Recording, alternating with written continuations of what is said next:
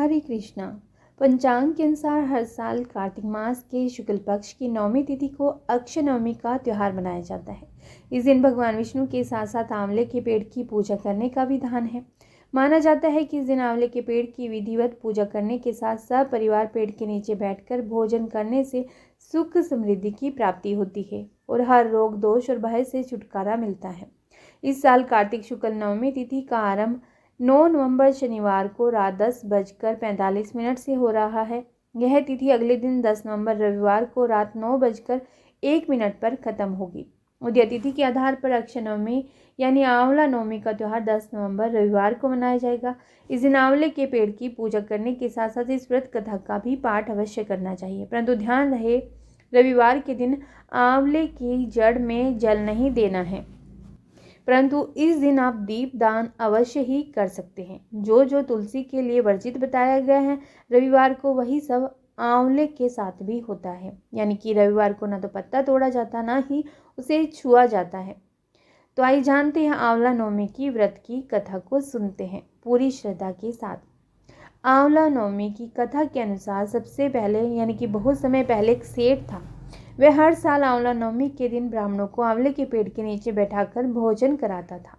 इसके साथ ही सोना चांदी आदि भेंट में देता, लेकिन यह सब चीज़ें सेठ के बेटों को बिल्कुल भी अच्छी नहीं लगती थी। ऐसे में वह अपने पिता से खूब झगड़ते थे। इन सब चीज़ों से तंग आकर सेठ ने घर छोड़ दिया और दूसरे गाँव में जाकर के बस गया। उसके साथ ही जीवन यापन के लिए छोटी सी दुकान रख ली। इसके साथ ही उस दुकान के आगे एक आंवले का पेड़ लगा लिया। भगवान की कृपा इतनी हुई कि दुकान खूब चलने लगी। इसके साथ ही उसने अपने नियम को ना तोड़ते हुए हर साल आंवला नवमी के दिन विधिवत पूजा करने के साथ ब्राह्मणों को भोजन कराकर दान देता था।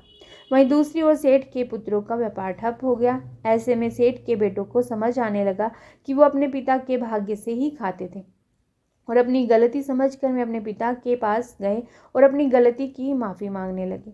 फिर पिता के कहने के बाद उन्होंने भी आंवले के पेड़ की पूजा करनी आरंभ कर दी और दान करने लगे। इसके प्रभाव से सेठ के बेटों के घर पहले की तरह खुशहाली आ गई और सुख समृद्धि के साथ वे सब मिलकर रहने लगे। इतनी महिमा है आंवले के वृक्ष की। कार्तिक मास की शुक्ल पक्ष की नवमी को ही अक्षय नवमी भी कहा जाता है, यानी कि इस दिन हम यदि कोई पाप करते हैं या फिर पुण्य भी करते हैं वह अक्षय हो जाता है। आज के दिन विष्णु भगवान ने कुष्मांड दैत्य को मारा था और उसके रोम से कुष्मांड की बेल हुई थी। अतः इस दिन कुष्मांड यानी कि कद्दू का दान करने वाला उत्तम फल पाता है, यह निश्चित है। बहुत से बीजों के साथ ब्रह्मा जी ने कुष्मांड को इसीलिए बनाया था कि पितरों के उद्धार के लिए विष्णु जी को दूंगा। स्कंद पुराण के अनुसार यह तिथि युग आदि तिथि भी है। इसी तिथि को सतयुग का आरंभ हुआ था। प्रत्येक युग में 100 वर्षों तक दान करने से जो फल प्राप्त होता है वह युग आदि काल में एक दिन के दान करने से प्राप्त हो जाता है। अक्षय नवमी के दिन किया हुआ जप तप हवन पूजन दान अनुष्ठान अक्षय माना जाता है। इस दिन ब्राह्मण को भोजन जरूर कराएं और यथासंभव दान भी दें। ऐसा माना जाता है कि कार्तिक शुक्ल पक्ष की नवमी को आंवले के पेड़ से अमृत की बूंदें गिरती हैं और कोई व्यक्ति यदि उस दिन आंवले के नीचे भोजन करता है तो भोजन में अमृत के अंश आ जाते हैं, जिससे व्यक्ति रोग मुक्त और दीर्घायु बनता है। इसीलिए अक्षय नवमी को आंवले के पेड़ का पूजन करें और उसके नीचे भोजन अवश्य ही करें। अगर किसी कारणवश आप आंवले के पेड़ के नीचे भोजन ना कर पाएँ तो आंवला खाएं, परंतु इस दिन रविवार है तो इस दिन आप ध्यान रखें कि ना तो आंवले में जल दें, ना उसके पत्तों को तोड़ें, ना ही फल को तोड़ें। अक्षय नवमी को किसी मंदिर में अथवा धार्मिक स्थल में पका हुआ कद्दू, जिसे कोहड़ा भी कहते हैं, कुष्मांड भी कहते हैं, कुमड़ा भी कहते हैं, अलग अलग जगहों पर अलग अलग नाम है, तो आप कद्दू को इस दिन जरूर दान करें। ऐसा करने से घर से बीमारी जाती है।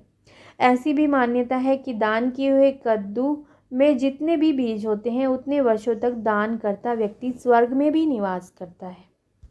सतयुग प्रारंभ होने से यह तिथि अक्षय मानी जाती है। इसी दिन इंद्र ने सुरभि गाय के दूध से और आकाश गंगा के जल से श्री प्रभु का अभिषेक किया था।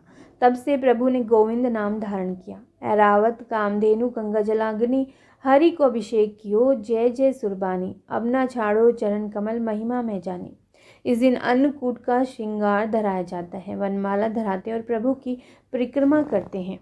ऐसा भी माना जाता है ऐसा भी माना जाता है कि इस दिन से द्वापर युग आरंभ हुआ था। इसी दिन कृष्ण ने कंस का वध भी किया था और धर्म की स्थापना की थी। आंवले को अमरता का फल भी कहा जाता है। इस दिन आंवले का सेवन करने से सेहत का वरदान मिलता है। आंवले के वृक्ष के नीचे भोजन करने से उत्तम स्वास्थ्य की प्राप्ति होती है। इस दिन आंवले के वृक्ष के बाद विशेष तरह की पूजा उपासना भी की जाती है। यूँ तो सारे कार्तिक मास में स्नान का महात्म्य है, परंतु नवमी को स्नान करने से अक्षय पुण्य होता है, ऐसा हमारे हिंदुओं का विश्वास भी है। इस दिन अनेक लोग व्रत भी करते हैं और कथा भी सुनते हैं।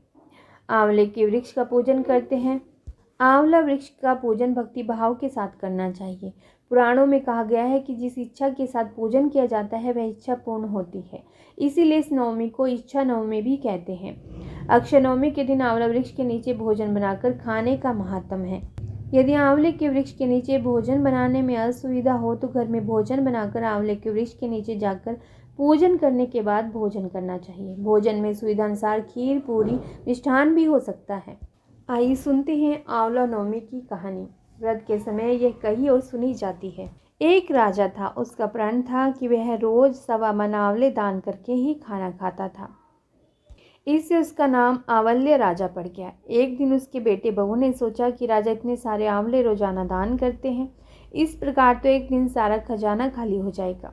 इसीलिए बेटे ने राजा से कहा कि उसे इस तरह दान करना बंद कर देना चाहिए। बेटे की बात सुनकर राजा को बहुत दुख हुआ और राजा रानी महल छोड़कर बियाबान जंगल में जाकर बैठ गए। राजा रानी आंवला दान नहीं कर पाए और प्रण के कारण कुछ खाया नहीं। जब भूखे प्यासे 7 दिन हो गए तब भगवान ने सोचा कि यदि मैंने इसका प्रण नहीं रखा तो इसका सत नहीं रखा तो विश्वास चला जाएगा। इसीलिए भगवान ने जंगल में ही महल, राज्य और बाग बगीचे सब बना दिए और ढेरों आंवले के पेड़ लगा दिए। सुबह राजा रानी उठे तो देखा कि जंगल में उनके राज्य से भी दुगना राज्य बसा हुआ है। राजा रानी से कहने लगी, रानी देख, कहते हैं सत मत छोड़ो, सुरमा सत छोड़ या पत जाए, सत की छोड़ी लक्ष्मी फेर मिलेगी आए। आओ नहा धोकर आंवले दान करें और भोजन करें। राजा रानी ने आंवले दान करके खाना खाया और खुशी खुशी जंगल में रहने लगे। उधर आंवला देवता का अपमान करने और माता पिता से बुरा व्यवहार करने के कारण बहू बेटे के बुरे दिन आ गए। राज्य दुश्मनों ने छीन लिया। दाने दाने को वे लोग मोहताज हो गए और काम ढूंढते हुए अपने पिताजी के राज्य में आ पहुंचे। उनके हालात इतने बिगड़ गए थे कि पिता ने उन्हें बिना पहचाने हुए काम पर रख लिया। बेटे बहू सोच भी नहीं सकते कि उनके माता पिता इतने बड़े राज्य के मालिक भी हो सकते हैं, सो उन्होंने भी अपने माता पिता को नहीं पहचाना। एक दिन बहू ने सास के बाल गूंथते समय उनकी पीठ पर मसा देखा। उसे यह सोचकर रोना आने लगा कि ऐसा मसा मेरी सास के भी था। हमने ये सोचकर उन्हें आंवले दान करने से रोका था कि हमारा धन नष्ट हो जाएगा। आज वे लोग ना जाने कहाँ होंगे। यह सोचकर बहू को रोना आने लगा और आंसू टपक टपक कर सास की पीठ पर गिरने लगे। रानी ने तुरंत पलट कर देखा और पूछा कि तुम क्यों रो रही हो। उसने बताया, आपकी पीठ जैसा मसा मेरी सास की पीठ पर भी था। हमने उन्हें आंवले दान करने से मना कर दिया था, इसीलिए वे घर छोड़कर कहीं चले गए। तब रानी ने उन्हें पहचान लिया, सारा हाल पूछा और अपना हाल बताया। अपने बेटे बहू को समझाया कि दान करने से धन कम नहीं होता बल्कि बढ़ता है। बेटे बहू भी अब सुख से राजा रानी के साथ रहने लगे। हे भगवान, जैसा राजा रानी का सत रखा वैसा ही सबका रखना। कहते सुनते हुंकारा भरते सारे परिवार का सुख रखना। ओम नमो नारायण। यदि यह वीडियो आपको अच्छी लगी हो तो इसे लाइक ज़रूर कीजिएगा और यदि आप चैनल पर पहली बार आए हैं तो चैनल को भी प्लीज़ सब्सक्राइब ज़रूर कीजिएगा। तो बोलिए ओम नमो नारायण।